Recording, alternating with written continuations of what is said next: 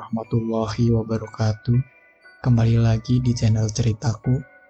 Untuk kisah kali ini, saya akan coba menceritakan sebuah kisah horor yang berjudul The Mid Mountain.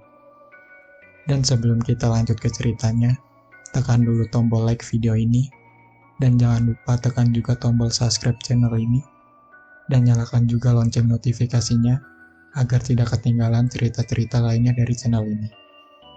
Dan buat teman-teman yang pengen membaca langsung ceritanya, nanti silahkan saja kunjungi linknya yang nanti akan saya sertakan di kolom deskripsi. Dan seperti apa untuk lanjutan dari kisah ini? Langsung saja kita masuk ke ceritanya. Asti melangkah gontai di setapak tanah yang terletak di ujung desa dengan sepucuk surat di tangannya. Batinnya menggerutu berkali-kali akibat kabar yang baru saja ia dapat bahwa Damar, kekasihnya, lagi-lagi bulan ini belum bisa pulang kampung. Damar memang sudah 3 tahun bekerja di sebuah perusahaan tambang di Kalimantan. Biasanya, Damar selalu pulang setiap 3 bulan sekali. Namun, sudah 6 bulan terakhir, Damar tidak bisa mengambil cuti karena perusahaannya sedang mendapatkan proyek besar-besaran. Asti sudah menjalin kasih dengan Damar selama 7 tahun. Mereka berpacaran sejak mereka masih duduk di bangku SMP. Karena kuatnya cinta mereka pun mampu bertahan hingga saat itu. Bahkan meskipun 3 tahun terakhir harus menjalin hubungan jarak jauh. Tak berapa lama, Asti pun sampai di rumahnya yang masih bergaya joglo khas Jawa Tengah. Asti memang cucu mantan kepala desa. Keluarganya cukup berada dan terpandang, sedangkan Damar merupakan anak tunggal dari seorang pedagang sukses di desa Asti. Hubungan keduanya memang sudah saling direstui oleh kedua belah pihak keluarga besar. Hanya saja mereka masih menunggu waktu yang tepat untuk menikahkan Asti dan Damar. Karena keluarga Asti masih menganut kepercayaan weton dan hitungan Jawa. Malam harinya, Asti berniat untuk tidur. Dia menutup rapat gorden kain yang ada di jendela kayu kamarnya. Jendela tersebut menghadap langsung ke arah kebun samping kiri rumah yang hanya ditumbuhi pohon pisang. Asti berusaha memejamkan matanya, namun pikirannya terus-menerus membayangkan Damar. Sebenarnya, sudah beberapa minggu terakhir, Asti merasa gelisah dan takut. Kepercayaannya kepada Damar seakan mulai goyah. Ada yang berbeda dari Damar akhir-akhir ini. Biasanya Damar selalu mengirim Asti surat setiap minggu sekali. Namun sudah 2 bulan terakhir, Damar hanya mengirim 2 pucuk surat saja. Dan anehnya, tulisan Damar seolah berubah. Huruf-hurufnya Asti hafal. Itu bukan tulisan Damar. Lebih layak tulisan seorang perempuan. Karena hurufnya rapi dan kalimatnya tersusun dengan baik. Hal tersebut benar-benar mengganggu pikiran Asti. Asti takut Damar sebenarnya berselingkuh di sana. Namun lagi-lagi, itu hanyalah dugaan Asti yang sama sekali tidak mampu ia buktikan. Keesokan harinya, Asti membantu orang tuanya menyapu halaman rumahnya yang luas. Di halaman tersebut masih ditumbuhi banyak pepohonan besar yang asri dan teduh. Ada pohon sawo, rambutan, dan pohon mangga. Jika masa berbuah tiba, biasanya anak-anak desa berkumpul di halaman rumahnya untuk beramai-ramai memetik buahnya. Keluarga besar Asti memang masih menganut kepercayaan kejawen. Meskipun mereka beragama Islam, mereka pun melaksanakan sholat, puasa, dan ibadah lainnya. Namun, mereka tidak meninggalkan adat istiadat yang berlaku di tanah kelahiran mereka. Setiap malam Jumat Kliwon, Mbah Pujo, Mbah Kakung Asti selalu menyiapkan sesajen berupa bunga-bungaan, air putih, kopi, teh tawar, kemenyan, dan pisang rebus. Katanya, itu untuk menghormati arwah-arwah nenek moyang keluarga mereka. Mbah Pujo sendiri memiliki beragam jenis keris, dari yang berukuran besar sampai yang paling kecil yang ukurannya hanya sebesar jempol tangan orang dewasa. Setiap datang bulan purnama, Mbah Pujo selalu mencuci keris-keris miliknya yang telah ada turun-temurun. Dan bukan hal yang mengejutkan lagi jika di rumah Asti yang masih bergaya joglo asli, belum dipagar sama sekali, pasti banyak sosok menunggunya, kata Mbah Pujo. Sebelum rumah mereka dibangun, ada beberapa kendil-kendil kecil yang ditanam di dalam pondasi rumah. Kendil-kendil tersebut berisi jin-jin yang telah terikat janji dengan sesepuh keluarga Asti. Dan jin-jin tersebut yang akan selalu menjaga serta menunggui rumah tersebut sampai kapanpun, selama bangunan rumah masih asli dan belum direnovasi. Di dalam rumah Asti juga terdapat satu kamar khusus yang tidak pernah dibuka, selalu terkunci.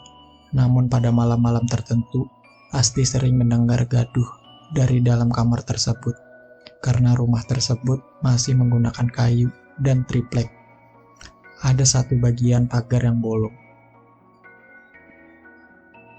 Asti pernah satu kali mengintip lewat lubang tersebut, dan yang dia lihat hanyalah merah darah.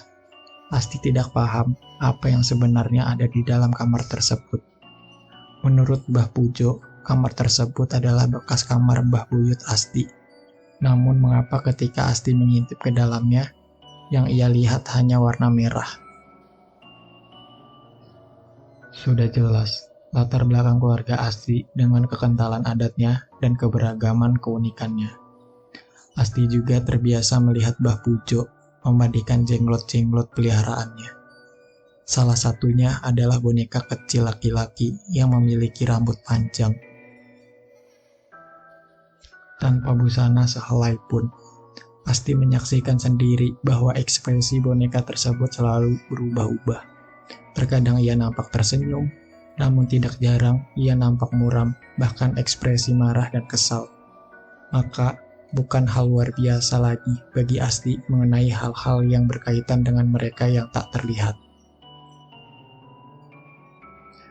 Kembali di cerita Asti dan Damar.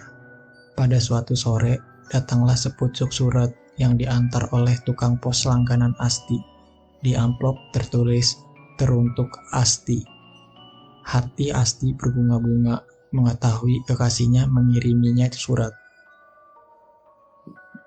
Tak sabar Asti membuka surat tersebut dengan tergesa. Namun, ekspresi Asti berubah drastis, bahkan sejak ia membaca kalimat pertama dalam suratnya tersebut. "Asti, aku meminta kelapangan hatimu untuk memaafkan aku. Aku menghamili seorang perempuan, anak rekan kerjaku." Seketika, hati Asti bagaikan disambar petir. Perasaannya hancur berkeping-keping. Tangis tak lagi mampu ia bendung. Orang tuanya yang mengetahui hal tersebut hanya mampu menenangkan dan menghibur Asti.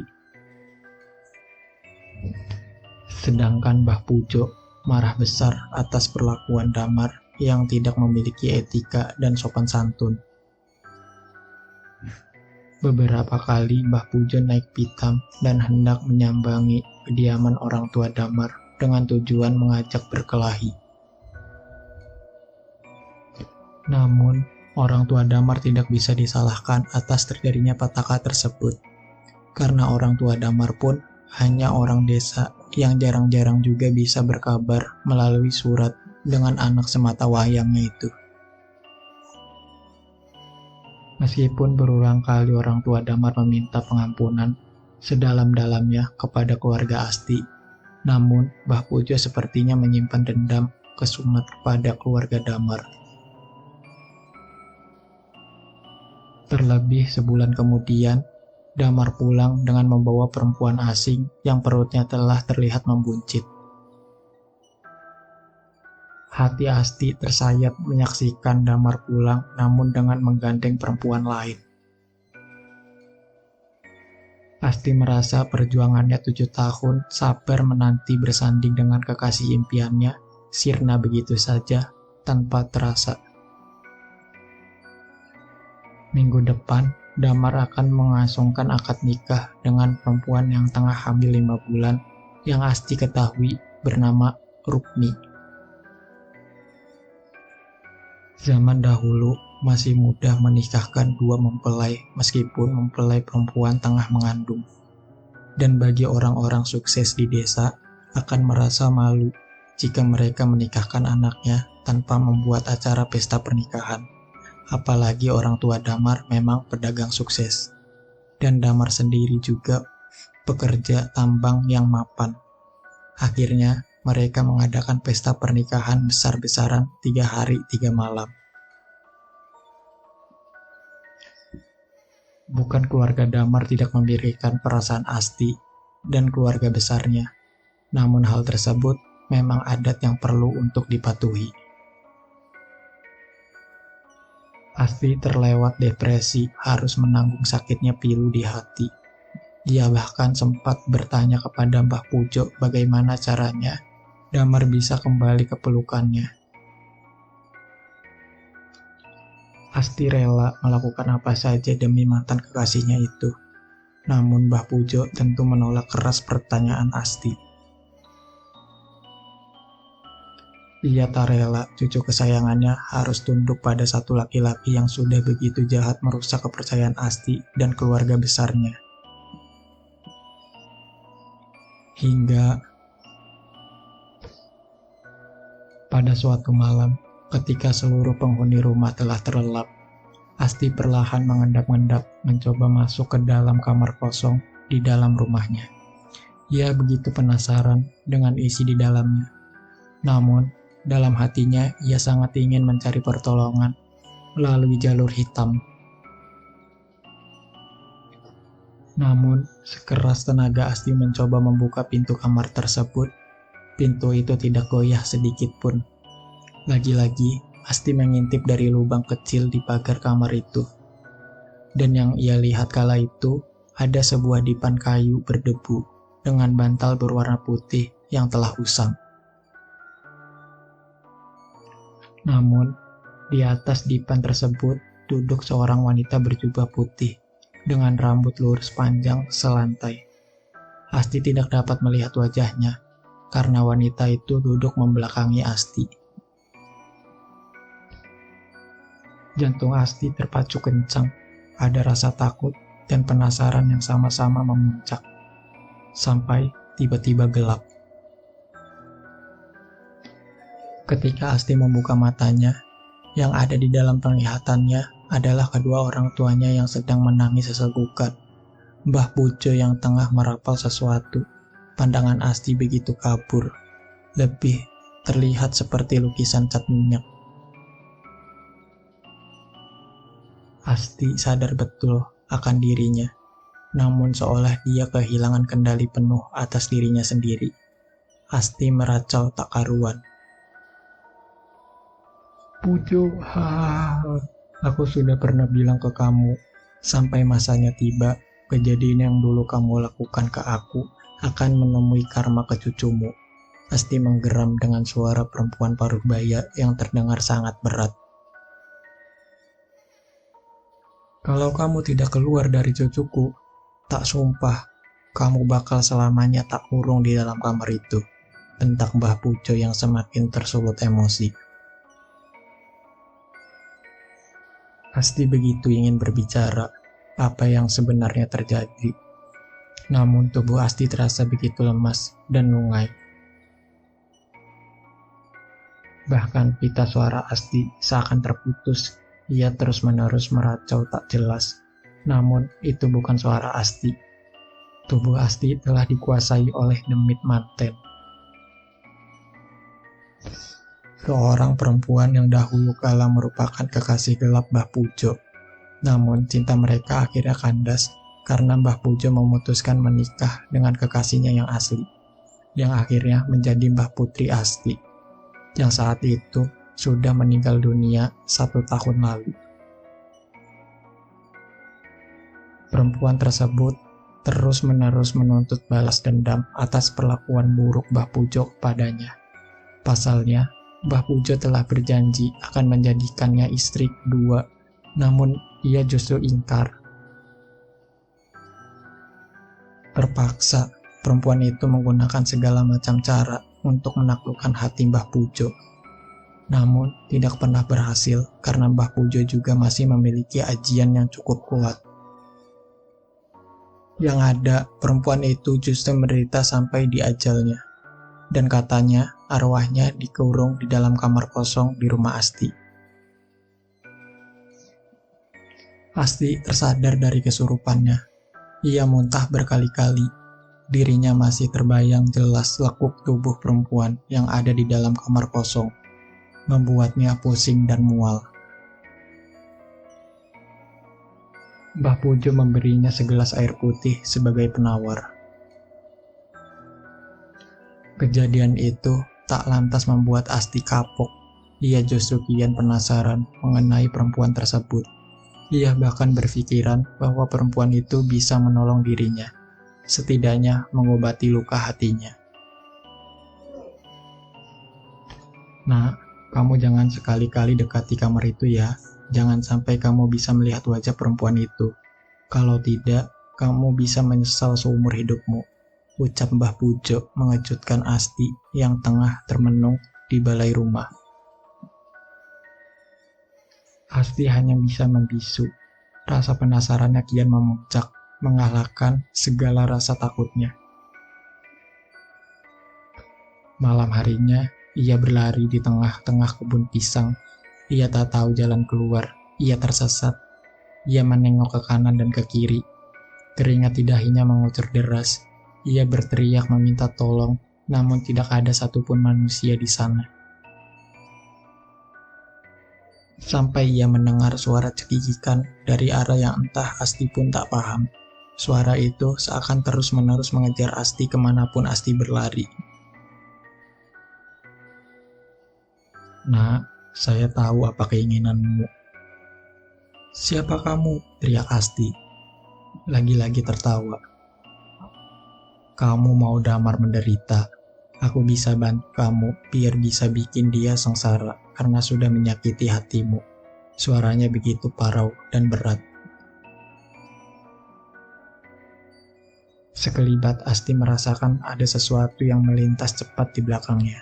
Sosok itu seakan memutari tubuh Asti, melayang-layang. Tidak salah lagi, dia adalah perempuan yang ada di kamar kosong. Sampai Asti merasakan ada yang menepuk pundaknya dengan tangan yang begitu dingin. Dan Asti terlonjak dari tidurnya. Ia baru saja bermimpi tentang perempuan tadi. Tubuhnya dibasahi keringat. Ia menengok jam dinding menunjukkan pukul 1 dini hari. Ia beranjak ke kamar mandi, berniat untuk membasuh wajahnya.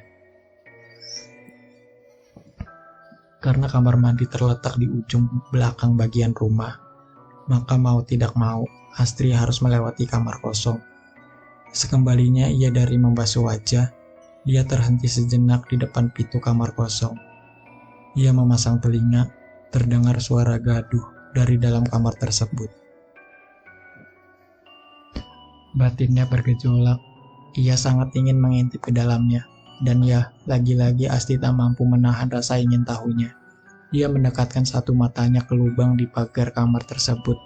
Saat itu ia melihat perempuan itu sedang duduk di dipan usang menyisir rambutnya yang begitu panjang.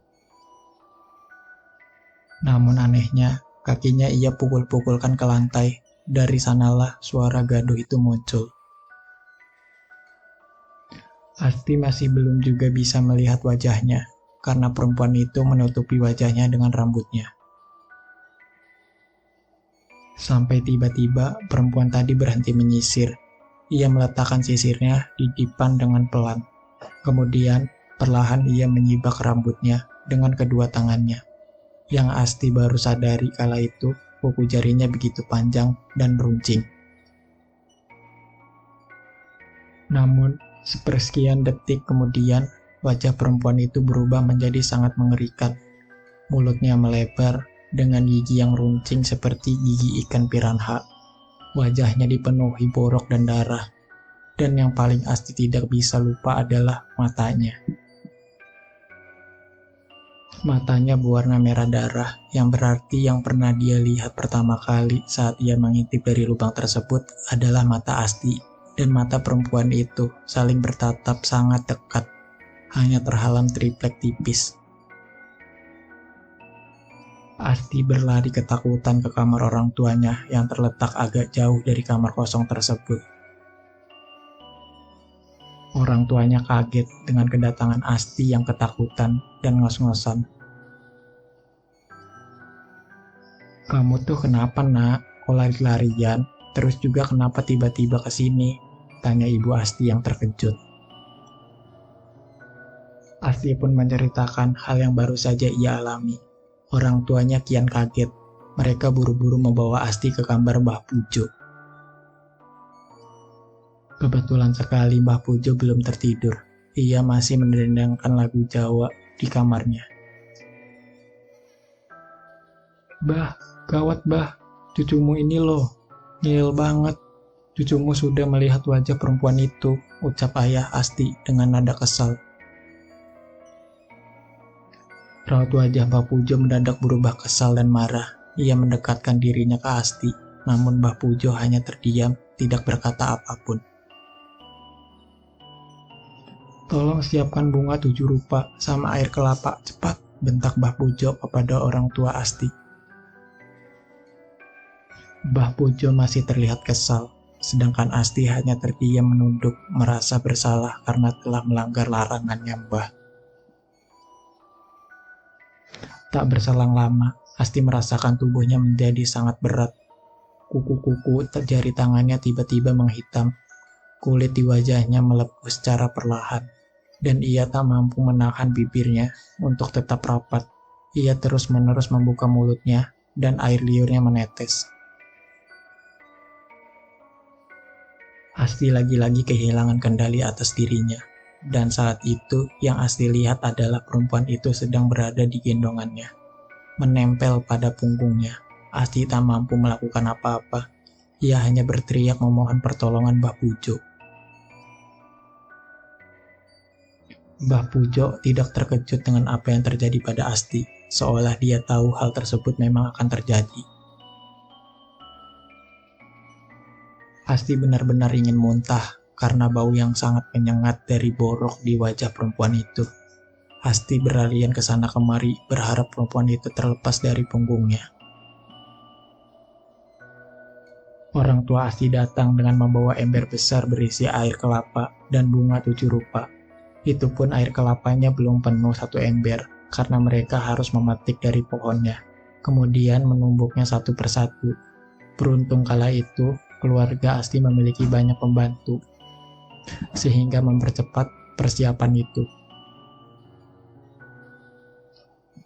Mbah Pujo memegangi lengan Asti. Telapak tangannya ia tempelkan di wajah Asti.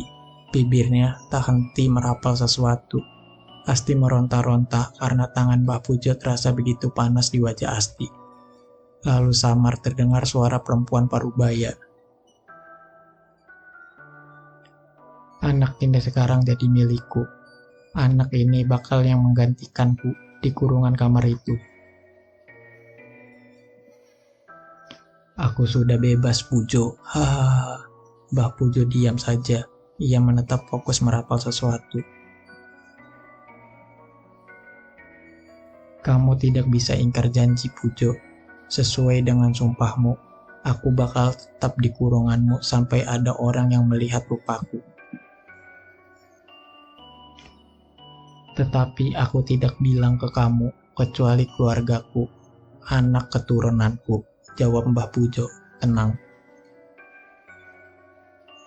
Perempuan itu mengamuk. Ia hendak mencabik-cabik wajah Asti menggunakan kuku yang panjang. Namun Mbah Pujo berusaha menahannya sekuat tenaga. Sampai akhirnya Mbah Pujo terpental jauh, dan perempuan itu pun menghilang. Asti pingsan. Mbah Pujo memerintahkan untuk segera memandikan Asti menggunakan air kelapa dan bunga 7 rupa. Tubuh dan wajah Asti berangsur pulih seperti sedia kala. Malam itu, Asti selamat dari kutukan yang dibuat sendiri oleh mbahnya. tanpa sadar bahwa Mbah Pujo sendiri juga yang telah melanggar kutukan yang ia buat. Ia terpaksa melakukan hal tersebut demi menyelamatkan cucunya. Pada dasarnya, Mbah Pujo harus mengikuti takdir yang telah ia buat sendiri. Seharusnya Asti telah mendapat hukuman atas kecerobohannya. Ia hanya menuruti hawa nafsunya sendiri tanpa memikirkan dampak yang ia terima. Keesokan harinya, matahari sudah cukup tinggi, namun sangat tumben Mbah Pujo belum keluar dari kamarnya. Padahal biasanya sudah berjalan-jalan di halaman rumah sejak pagi. Karena penasaran, Ayah Asti pun berinisiatif untuk membangunkan Mbah Pujo. Tetapi Mbah Pujo ditemukan dalam keadaan tewas mengenaskan di ranjang kamarnya. Terdapat banyak luka cabikan di wajahnya, seperti dicabik oleh binatang buas semacam singa atau macan. Keluarga Asti begitu terpukul atas kepergian Mbah Pujo yang begitu tragis. Asti baru mengetahui asal-muasal perempuan itu dari orang tuanya. Ia baru mengetahui bahwa arwah perempuan itu berasal dari Mbah Pujo, kunci di dalam salah satu kerisnya. Dan keris-keris tersebut tersusun rapi di dalam kamar kosong itu. Mbah Pujo mampu mengunci arwah seseorang karena perempuan itu pun meninggal dalam kondisi yang tidak wajar. Ia terkenal bumerang atas tindakannya sendiri, menyalahgunakan ilmu hitam untuk memperdaya Mbah Pujo. Sampai akhirnya terjadilah sebuah kutukan yang Mbah Pujo buat. Bahwa perempuan itu akan selamanya terkurung dalam keris itu sampai ada orang yang berhasil melihat wajahnya. Hal itu dikarenakan wajahnya yang begitu buruk rupa. Jika ada yang melihat wajahnya, maka orang tersebut akan mati dan menggantikan arwah perempuan itu di dalam kurungan Mbah Pujo. Kematian Mbah Pujo yang tak wajar membuat gosip tak sedap di seluruh penjuru desa. Keluarga Asti hanya berusaha tuli atas semua kabar yang beredar. Namun, pada malam-malam tertentu, Asti sering mendengar suara batuk dan suara tangisan yang sangat mirip dengan suara Mbah Pujo dari dalam kamar kosong itu. Sedangkan ayahnya melanjutkan tradisi Mbah Pujo untuk membuat sajen di setiap malam Jumat Kliwon. Ayah Asti pula yang selalu mencuci keris-keris dan jenglot peninggalan Mbah Pujo. Oke teman-teman, sampai di sini dulu ceritanya. Nantikan kelanjutan ceritanya di video berikutnya.